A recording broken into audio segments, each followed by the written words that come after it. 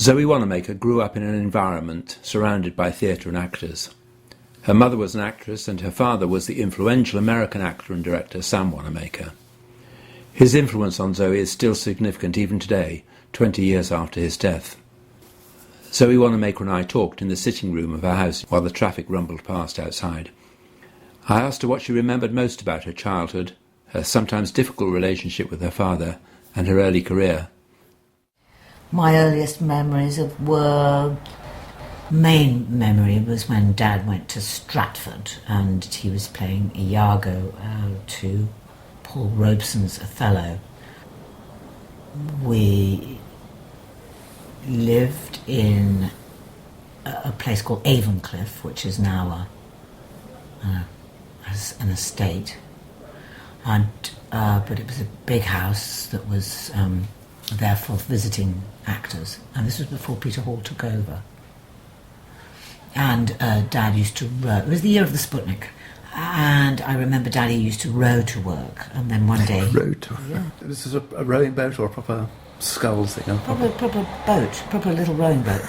I mean, a proper boat, because Dad didn't fuck about, I mean, and Daddy was part of the baseball team because there was Glenn's men. Glenn, I'm sure, he had a team and they used to play. Paul Robeson didn't play because he was a major footballer playing, And there were people like Vanessa Redgrave was in the company, and Zoe Caldwell, and Ian Holm, and Roger Treese, and Albert Finney.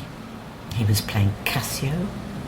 And I remember being taken backstage and smelling the size and the paint and the makeup but previous to that, I think Daddy had been running Liverpool, and I remember going up to Liverpool and seeing Tommy Steele. How did your father feel about you becoming an actress? Was he encouraging or neutral or something? No, he didn't want me to become an actress. And at what point did you say, I'm going to do it? When did it become a serious proposition that you were going to do it? Or realistic proposition? After I went to art school, my first year at art school, Hornsey College of Art. Well, this was the golden age of Hornsey. Mm-hmm. Yeah. 60...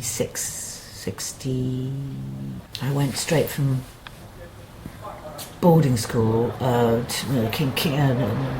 Quaker boarding school that I went to for a year.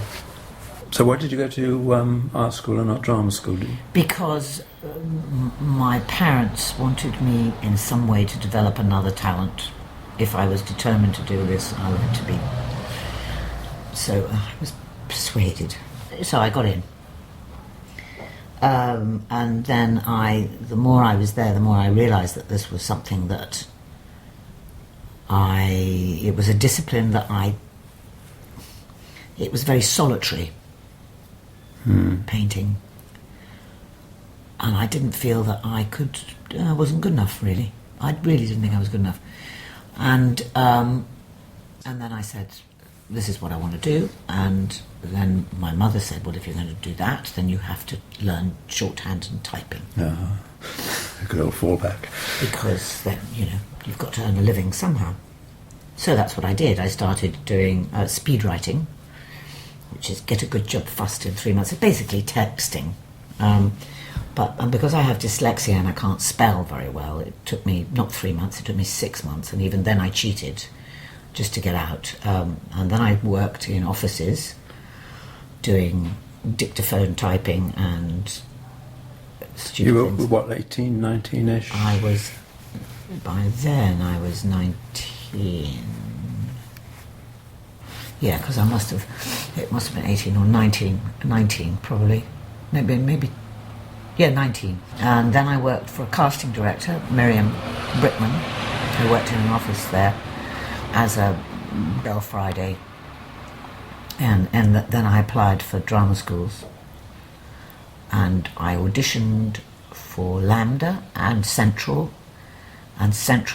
accepted me, and so my audition, I was too scared my audition to RADA. So I didn't go to RADA, I went to Central, because Central seemed to me so the audition was actually quite good because you did a day working together as a part of the audition, and So then I started there. And for the first time in my life, I was never late. Never late. Because I was... this was something I wanted to do very much. But I got towards the end of my 3-year course there, I was thinking I should change my name. And did you find being your father's daughter was a millstone or an asset or not an issue? It was a millstone. It was a problem.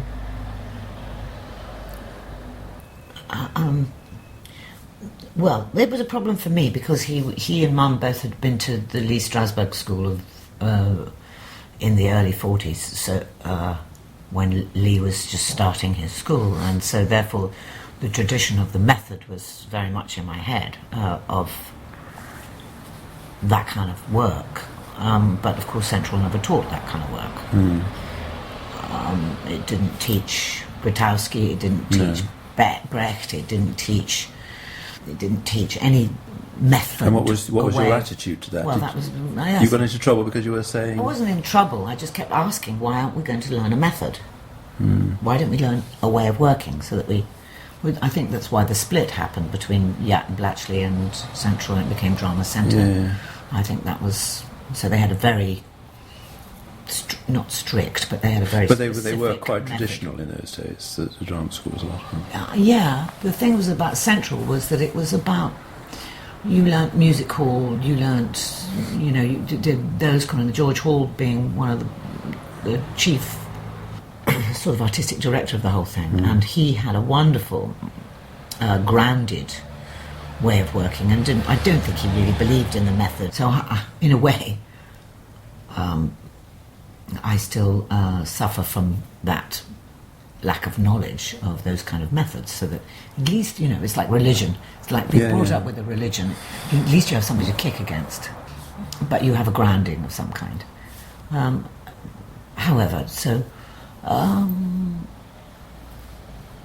but Dad quite rightly said, he said, if you change your name, people are going to find out who you are anyway. And I remember Vanessa Redgrave saying, if it gets your foot in the door, fine. Yeah, which is half the battle. So, I remember, because Daddy used to run, when he ran, he started when he came over here, because he was blacklisted and he had no passport. He started producing and directing. So, and I knew a lot. I bumped into a lot of actors, not a lot, but a handful of actors who'd say your father. And I remember one actor in Edinburgh, when I was in Edinburgh, it was my second job out of drama school, saying, your father, he did this to me and he did that to me, and I said he was nasty or something. And I looked at the actor and I thought, well, I'm not surprised. But, Dad was tough. He was a rigorous... Yeah, I didn't know him very well, but I certainly got the impression he's not somebody you would want to mess with. And he used to scare me. But was he supportive when you finally decided to go to drama school? Yeah. Yes, and then I do remember that I was my first job at the Royal Shakespeare Company, which must have been maybe my second job at the RSC, was in Ivanov with the late great John Wood and David Jones, another one gone. And I came back from rehearsals one day and I said to Dad, I don't know what I'm doing, and the director says this, and the director said, my God, and he put his paintbrush down because he was painting the study, and he said, my God, Zoe, you've been at drama school. You went to drama school for how many years? And 3 years, and you've been out of the thing, and you don't know the first thing. Why did the writer write the play? What is the play about? What does the director want to... What did he said? And he just went through every single premise, which we were never taught at drama school. And he was right. I had not been given... We were not given a structure in which to really just technically study what we do.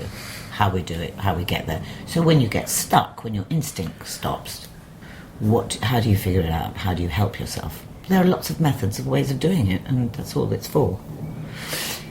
That's by the way. But yes, but they were very critical. Did he came to see you in your early shows? Did he? Was he? Yeah. Very I mean, my critical first one of the shows at drama school. He said to me, "When you're sitting at the side of the stage, thinking, we don't need to see you thinking. You are thinking, actively thinking." Stuff like that, which is, first stuff about. Yeah. It's wonderful stuff, he used to say. I mean, there was one performance he told me when I was at National. He said, "That's the worst performance I've ever seen you give." And he was right. But it was devastating. It was devastating. Yes, it's always your father you want to please, isn't it? Of course. And my mother, who Dad always said that she was a better actor than he was. She I trusted as well. Her thoughts were good.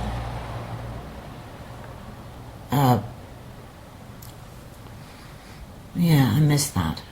And was there a point where you felt you'd, maybe not broken free is maybe not the correct expression, but where you could actually separate yourself from your father and people saying, oh yes, was that an important step? I wasn't conscious of it, but there was a consciousness about. There was a step that I made in '78, I think, when I worked at Stratford, the first season at Stratford, when I did a play called Piaf there, and it was the first time that I worked with a director who made me use my head in a way that had never occurred to me before, and it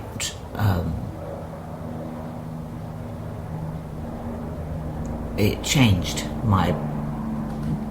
the way I worked. Who was that? It was Howard Davis. We worked together on that.